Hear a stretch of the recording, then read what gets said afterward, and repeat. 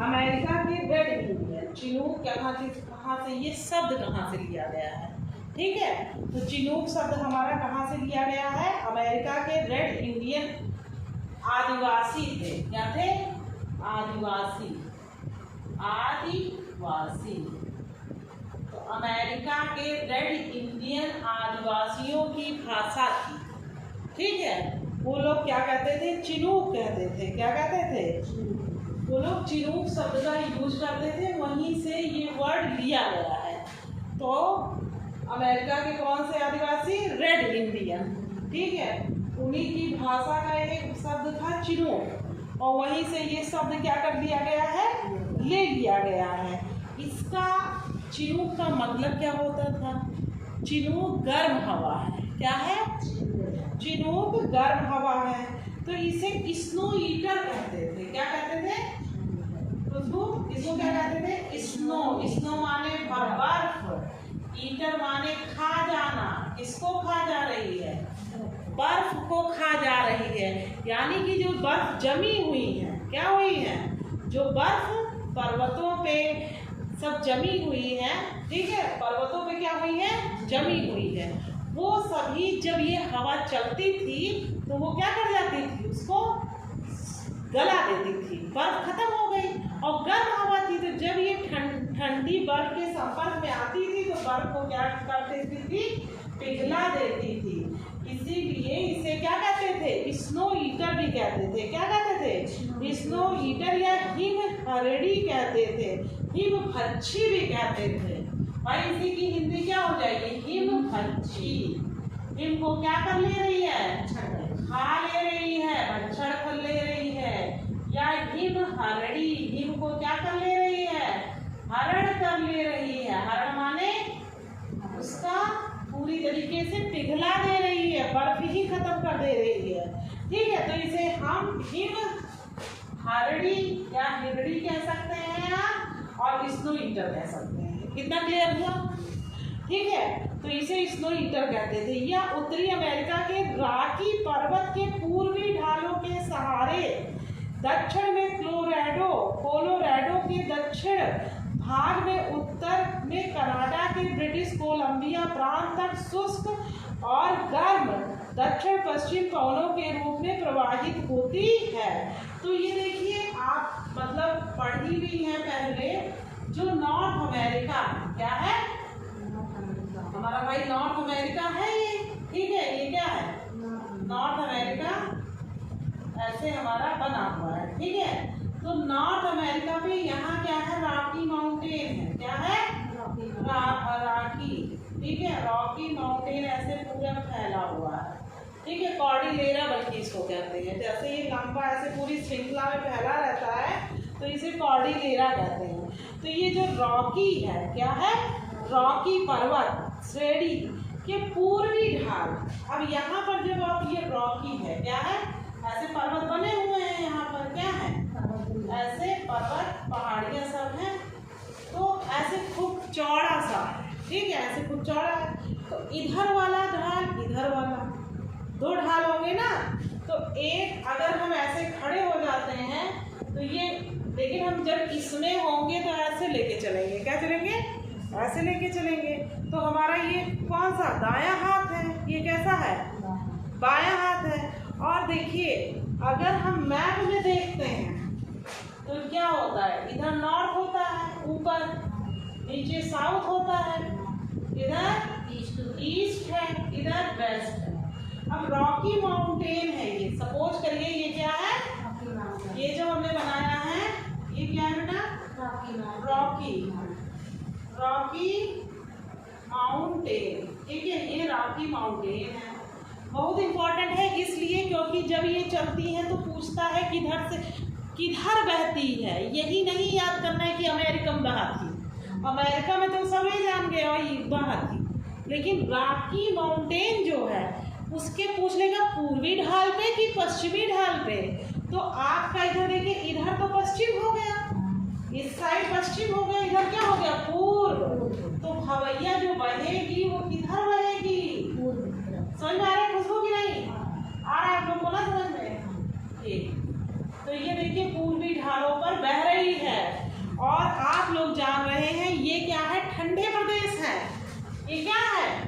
America में ये सब ठंडा प्रदेश है और ठंडे प्रदेशों में क्या होती रहती है, बर्फ जमी रहती है। और बर्फ जमी रहेगी तो घास नहीं उगेगी। ठीक है भाई, बर्फ जमी रहेगी तो जमीन खाली ही नहीं रहेगी, तो मतलब टेम्परेचर कम रहेगा। तब जब यही हवैया आकर के बहती है तो ये क्या करती है, बर्फ को खा जाती है। बर्फ को खा जाती है मतलब क्या हुआ, स्नो को ईट कर लेती है। और स्नो को जब ईट कर लेगी तो बर्फ पिघल जाएगी, और बर्फ पिघल जाएगी तो जमीन हमारी खाली हो जाएगी। और भाई घास फिर उगाएगी, घास क्या हो जाएगी, उग आएगी। ठीक है, तो ये क्या करती है, हमारे रॉकी के पूर्वी ढालों पर बहती है। कहाँ बहती है, रॉकी के पूर्वी ढालों पर बहती है। और यही पूर्वी ढाल के सहारे बहते बहते, ठीक है, दक्षिण में कोलोराडो के दक्षिणी भाग से उत्तर में कनाडा के ब्रिटिश कोलंबिया प्रांत तक शुष्क और गर्म दक्षिण पश्चिम पवनों के रूप में प्रवाहित होती है। दक्षिण पश्चिम, ठीक है, उत्तर पूर्व से बह रही है और दक्षिण पश्चिम। ठीक है, तो इस तरीके से ये बहते हुए पूरी आती है। ठीक है, क्या होती है, इस तरीके से ये पूरी पवन बहती है। तो कहाँ से हमारी बही, ये उत्तरी अमेरिका से साउथ की तरफ आती है, पूर्वी ढालों पर। हाँ, ये क्या बह रही है, पूर्वी ढालों पर बह रही है। उत्तरी अमेरिका के रॉकी पर्वत श्रेणी के पूर्वी ढाल के सहारे दक्षिण में कोलोराडो, दक्षिण में यहाँ पर कोलोराडो है। ठीक है, दक्षिण में कोलोराडो के दक्षिण भाग से उत्तर में कनाडा के ब्रिटिश कोलंबिया प्रांत तक शुष्क और गर्म दक्षिण और पश्चिम, ठीक है, इधर से बहेगी दक्षिण पश्चिम। ठीक है, दक्षिण पश्चिम पवन के रूप में प्रवाहित होती है। क्या होती है, देखिए, जो ऊपर से नहीं बहती है, ये इधर से चलती है। किधर से चलती है, इधर से चल रही है। ठीक है, क्योंकि ऊपर जाएगी, क्या होगी, यहाँ से चल रही है और ऐसे बह रही है। ठीक है, साउथ से कनाडा। ठीक है, अभी उस पर मत जाओ, पहले अभी इतना दिमाग लगाओ कि रॉकी माउंटेन के पूर्वी ढाल पे बह रही है। ठीक है, और ये बहते बहते कहाँ पहुँच रही है, कनाडा तक। और दक्षिण कोलोराडो, दक्षिण में अमेरिका के कोलोराडो से शुरू होती है और कोलंबिया होते हुए कनाडा तक पूरी पहुंच जाती है, ब्रिटिश कोलंबिया। ठीक है, कनाडा के ब्रिटिश कोलंबिया तक ये शुष्क और गर्म। तो एक चीज और जान लीजिए, ये क्या होती है, गर्म होती है। कैसी हवा है, गर्म है, और गर्म है और साथ ही में साथ क्या है, शुष्क है। शुष्क मतलब ड्राई है। क्या है, ड्राई एयर है। ठीक है, तो वार्म एंड ड्राई करंट है। इट मीन्स, ठीक है, इसके पास अभी कोई मॉइस्चर नहीं है। ठीक है, इतना समझ में आ गया। बसंत काल में इनकी गर्मी के तापमान एकाएक बढ़ जाता है। भाई यहाँ पर बसंत समय आ गया है। क्या आ गया है, बसंत समय। एकाएक यहाँ पर क्या हो जाएगी, जब ये गर्म हवाएं आएंगी। पहले तो बर्फ जमी हुई थी, सब कुछ ठंडा ठंडा था। क्या था, ठंडा ठंडा था। फिर क्या हुई, जब यहाँ पर बर्फ जमी हुई थी, जब ये चिनूक हवा आई, पूर्वी ढाल पर बही, तो बर्फ गई पिघल, और जो ठंडा था वो क्या हो गया, गर्म हो गया।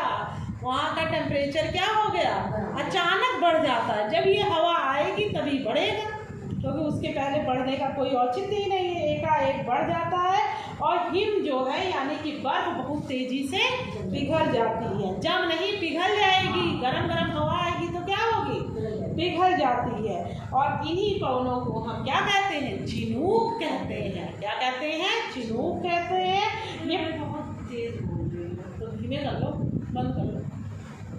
ठीक है, ठीक है। ये पशुपालकों के लिए क्या होती है, लाभदायक होती है। क्या होती है, पशुपालकों के लिए लाभदायक होती है। भाई घास उगेगी तो जो जानवर है वो भी खाएंगे। ठीक है, इसके आगमन से चारागाह जो होता है वो क्या हो जाता है, बर्फ मुक्त हो जाता है। क्या हो जाता है, बर्फ मुक्त हो जाता है। तो यही हमारी चिनूक के बारे में ऑल ओवर है। तो चिनूक के बारे में आप जानिए क्या है। अमेरिका के रेड इंडियन आदिवासी जो भाषा यूज करते थे वहीं से ये चिनूक ले लिया गया है। और वो लोग जब ये हवा बहती थी तो क्या कहते हैं, वो बर्फ को पिघला देती थी, ठीक है, तो उसे हिमभक्षी या हिमहरणी कहते थे। हिमहरणी भी कहते हैं, स्नो ईटर भी कहते हैं इंग्लिश में। ये शुष्क होती है, गर्म होती है, रॉकी के पूर्वी ढालों पर बहती है, ठीक है। और जब ये बहती है तो क्या करती है, स्नो को पिघला देती है। स्नो को पिघला देगी तो क्या हो जाएगा, स्नो को पिघला दी तो जमीन खाली हो गई, घास उगाएगी। बसंत काल में अचानक टेम्परेचर बढ़ जाएगा, और टेम्परेचर बढ़ेगा, घास बड़ी बड़ी उगाएंगी, और फिर उसको क्या करेंगे, पशु लोग खाएंगे, ठीक है। घास का नाम नहीं, वैसे तो यहाँ प्रेरी होती है, ठीक है, घास का कोई वैसे नाम नहीं दिया हुआ है, ठीक है। यहाँ पर प्रेरी घास के मैदान होते हैं, ठीक। तो ये हो गई हमारी क्या, चिनूक। क्या हो गई, चिनूक हो गई। अब हम इसके बाद बात करेंगे, किसकी बात करेंगे हम लोग, फॉन की। किसकी, फॉन। फॉन कहाँ रहती है, ये इतनी हाथ तो बैठी है, ये गर्म हवा है। हाँ, ये भी क्या है, गर्म हवा है, ठीक है। ये हम किसकी बारे में बात कर रहे हैं, फॉन की। FOEH, ठीक है, EHN, फॉन हो गया। ये कौन सी हवा है हमारी, फॉन, ठीक। ये भी हमारी क्या है, गर्म हवा है। क्या है, गर्म हवा है।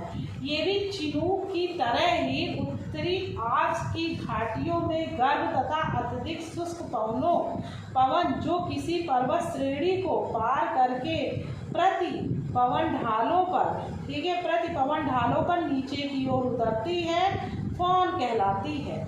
तो सबसे पहली बात आती है, ये कहाँ बहती है, आर्क्स पर। कहाँ पे, आल्प्स। और आल्प्स कहाँ पर है, आल्प्स पर्वत यूरोप में। कहाँ पर, जैसे चिनूक बहती है वैसे ही फॉन भी है, लेकिन वो चिनूक कहाँ बहती थी, रॉकी पर, लेकिन फॉन कहाँ बह रही है, आल्प्स, अलास्का नहीं, आल्प्स पर्वत, ठीक है। और ये आल्प्स पर्वत कहाँ है, यूरोप में है, ठीक है। तो आल्प्स के उत्तरी आल्प्स पर बहती है। कहाँ बहती है, उत्तरी आल्प्स पर बहती है, ठीक है।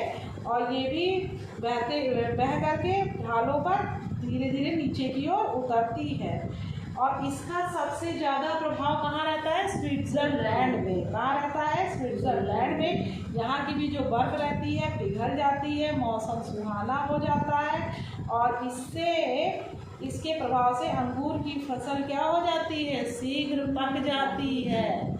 यहाँ पर क्या होगी, अंगूर की खेती अच्छी होगी। तो सबसे पहले ये कहाँ बह रही है, उत्तरी आल्प्स। किधर बह रही है, उत्तरी आल्प्स। आल्प्स पर्वत भाई बहुत विस्तृत होगा, ठीक है, आल्प्स पर्वत पे, किस पे, उत्तरी आल्प्स, नॉर्थ आल्प्स पे बहती है। अब आपको ये पता होना चाहिए, आल्प्स, उत्तरी आल्प्स की घाटियों में बहती है, ठीक है। और इसका भी नेचर बिल्कुल किसकी तरह होता है, चिनूक की तरह होता है, ठीक है, चिनूक की तरह होता है, गर्म और शुष्क होती है। और ये भी वही ढालों पर ही बहती है। इसका सबसे ज्यादा प्रभाव, सर्वाधिक प्रभाव कहाँ है, सर्वाधिक प्रभाव कहाँ पर है बताओ, स्विट्जरलैंड। क्या है, स्विट्जरलैंड, ठीक है, स्विट्जरलैंड पे ज़्यादा प्रभाव पड़ता है। और भाई मौसम तो अच्छा कर देती है, तो आपको ये भी जानना जरूरी है, हम लिख दे रहे हैं, मौसम सुहाना हो जाता है। क्या हो जाता है, मौसम सुहाना हो जाता है, ठीक है, मौसम सुहाना हो जाता है। यानी कि वहाँ पर लोग खूब घूमने जाते हैं। अक्सर जब घूमने की बात आएगी तो कहेंगे हम स्विट्जरलैंड जाएंगे। हम और आप भी बोल देते हैं कि कोई कहेगा कहाँ घूमने जाओगे, वो कहते हैं स्विट्जरलैंड जाएंगे, और ये औकात नहीं है जाने की, लेकिन क्या है, सुने हैं बहुत अच्छा मौसम होता है, ठीक है, बहुत बढ़िया लगता है। तो हम लोग ऐसे कहत रहे थे, देखो कब पहुँचा जाए, कौन जन्म में पहुँचा जाए, भगवान जाने, ठीक है। तो ये हमारी क्या हो गई।